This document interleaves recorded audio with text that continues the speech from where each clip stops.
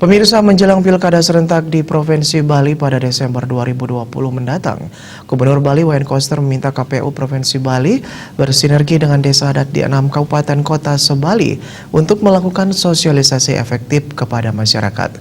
Sosialisasi protokol kesehatan menjadi prioritas utama yang ditekan Gubernur Bali saat rapat koordinasi pelaksanaan pemilihan kepala daerah serentak tahun 2020. Hal ini disampaikan Gubernur Koster saat memberikan sambutannya pada acara rapat koordinasi terkait pelaksanaan pemilihan kepala daerah serentak tahun 2020.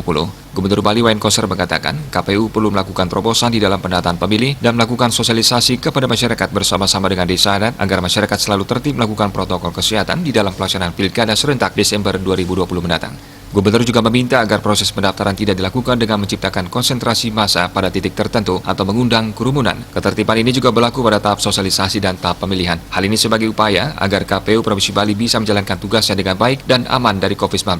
Jadi harus betul-betul dijalankan dengan tertib dan disiplin. Pilkada serentak tahun 2020 di Provinsi Bali sendiri dilaksanakan di 5 kabupaten dan 1 kota, yakni Jemberana, Tabanan, Badung, Bangli, Karangasem, dan Kota Denpasar. Dalam masa pandemi ini, saya meminta agar bendesa adat, kepala desa, lurah, dan semua komponen masyarakat yang ada di desa betul-betul menjalankan protokol tatanan kehidupan era baru dengan tertib, dengan disiplin.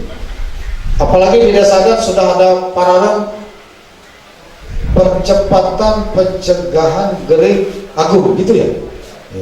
Se-Bali sudah mulai berlaku sejak tanggal 9 Juli yang lalu.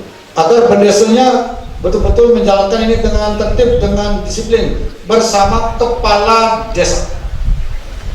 Jalan secara bersama-sama supaya keramainya tertib dan disiplin menggunakan masker. Pada pelaksanaan tahapan Pilkada 2020, KPU Provinsi Bali bersyukur terhadap pelaksanaannya tidak ada ditemukan kasus COVID-19 yang muncul. Oleh karena itu, pihaknya sangat mengapresiasi kepada masyarakat dan penyelenggara yang telah bersama-sama menjalankan protokol kesehatan dengan baik.